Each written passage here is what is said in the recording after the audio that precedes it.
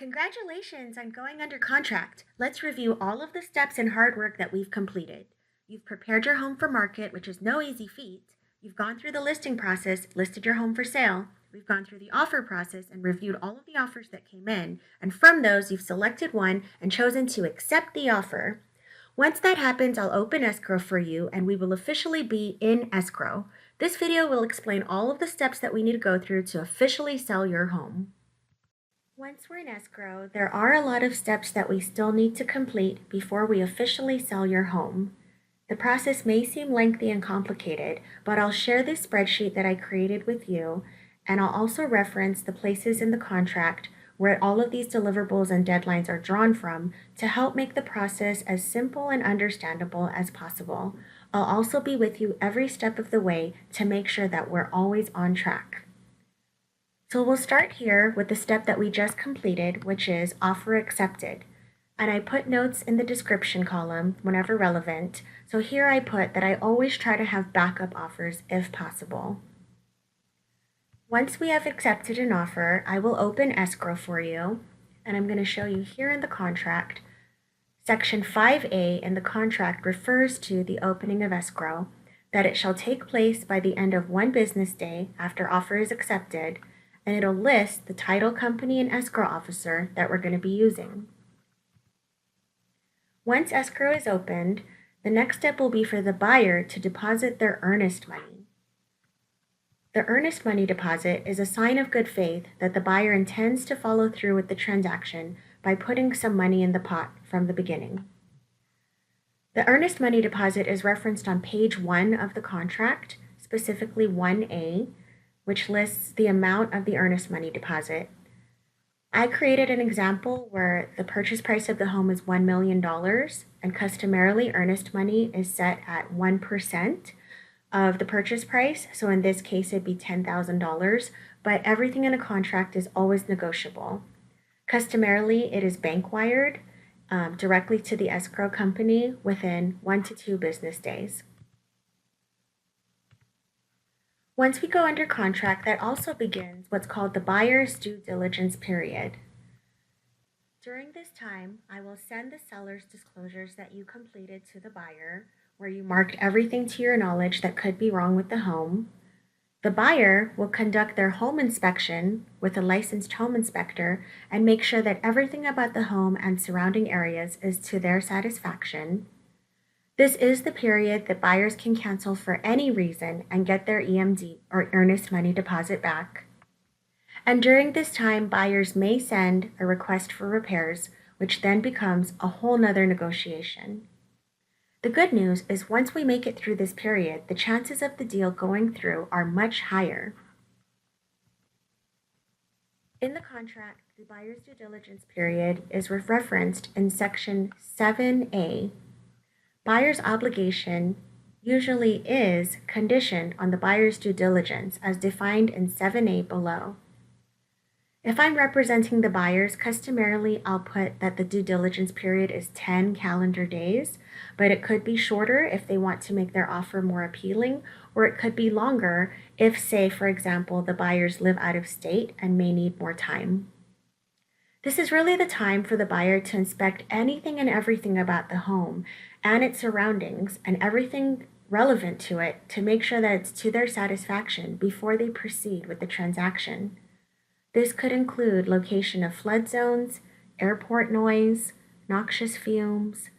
It could include school districts, proximity to law enforcement or hospitals, crime statistics, and really anything and everything. And this is the time where, again, I said they can cancel for any reason and not even give us a reason and get their full earnest money deposit back.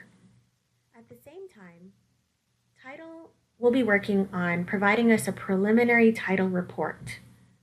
So that will be them again checking if the title is free and clear, which I usually always do before we even list the home for sale. They will then send that to the buyer, who then has 5 business days to review the preliminary title report and accept or contest any issues. Here in Section 8C of the contract, we can see this preliminary title report requirement, Within 10 business days of opening of escrow, title company shall provide buyer with a preliminary title port to review, which must be approved or rejected within 5 business days or receipt thereof. So if there are any liens or tax liens or mechanic liens or anything of that nature clouding the title to the property, the buyer has an opportunity to review and then decide what to do. Also at the same time, if the buyer is financed, it's the mortgage company that requires an appraisal. I have been in transactions where the lender did waive the appraisal because a lot of the homes in Las Vegas are very similar in cookie cutter, but more often than not, the lender will require an appraisal to be done to make sure that they are lending on a home at the correct market value. So here in the contract is in section 2B, the appraisal contingency is listed. So the buyer's obligation to purchase the property is contingent upon the property appraising for not less than the purchase price. Here they'll fill out a certain number of calendar days. 18 is customary, but that depends on the lender and how quickly they're able to schedule the appraisal. And basically it says that if the appraisal doesn't come in, the buyer does have a right to cancel, or we can also go back and negotiate, possibly lower the price to the appraised value. Of course, we always hope that the appraisal comes in at full value, and a service that I always do for my clients that I'm not sure all agents do is I always prepare my own report for the appraiser where I pull my own comps and list any improvements done to the property to prove the value, and I go to meet the appraiser in person to build that relationship and do everything in my power to get that appraisal to come in at full value, whether I'm representing the seller or the buyer. Once the appraisal comes in, customarily, the loan contingency is the next one that we need to think about, and it's usually at least 3 days after the appraisal contingency. So if, for example, this was 18 days, then we have 21 calendar days for the buyer's loan to be approved. So while we're doing all of these steps, the lender on their end is reviewing all of the buyer's personal financial documents, sending them to underwriting, and once they get that appraisal, they should be able to give an approval on the buyer's loan.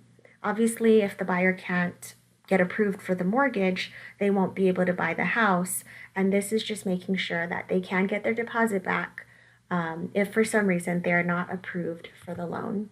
Once we've completed the steps of due diligence, appraisal, and loan approval, we've pretty much passed the major hurdles and are entering the final stages of selling your home. One of the last steps is the buyers are entitled to a final walkthrough, as referenced in Section 13 of the contract. Buyer is entitled under this agreement to a walkthrough of the property within customarily 3 calendar days prior to closing or close of escrow, to ensure the property and all major systems, appliances, etc. are as stated in seller's disclosure, and that the property and any improvements, and that means if they did request repairs, are in the same general condition as when this agreement was accepted. So this is the time for the buyers to check if they requested any repairs to make sure that the repairs were made to their satisfaction. And the walkthrough is a little bit more important when the house has been sitting vacant at this point, maybe for a month or more, and maybe something like the plumbing hasn't been being used. They just want to have an opportunity to go through one last time and make sure everything looks good. If the property is in an HOA, then Section 10 of the contract would apply. HOAs are also known as common interest communities. By Nevada statute, the seller shall provide at seller's expense the CIC or HOA documents as required. Seller shall or seller's agent shall request the resale package within 2 business days of acceptance and provide the same to buyer within 1 business day of seller's receipt thereof. As the seller's agent, I would take care of that for you, but by statute, the seller has to pay for the HOA resale package. This is the only out-of-pocket expense that the seller will have to make during the whole process, besides any repairs. Buyer may cancel this agreement without penalty until midnight of the 5th calendar day following the date of receipt of the resale package. If they're buying a home that is in an HOA and subject to the HOA's rules, they have an opportunity to review the HOA rules and see if there's anything in there that they can't live with. Additionally, if buyer does not receive the resale package within 15 calendar days of acceptance, the agreement may be canceled in full by buyer without penalty. So I will make sure that all of this is delivered to the buyer on time so that we don't miss any deadlines. And then the final step would be the closing signing. Very exciting.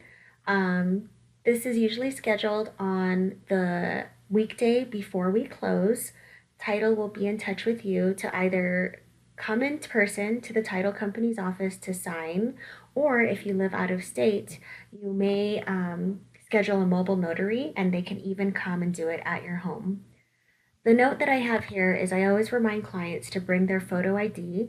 I did have one client forget his ID, but he did happen to take a photo of it and had it on his phone, and they did accept that. And then once you do all of the signing of the huge stack of paperwork, we usually try to do that closing signing early in the morning as possible. If everyone signs by 2:30 p.m. Pacific time, title will then, or the notary will then send everything over to the Clark County Recorder's Office, and everything has to be officially recorded, the deed recorded. And once we record, you are officially closed on your home. So very exciting. Title will send a final settlement statement and the proceeds of the sale of your home, and we are done. And congratulations.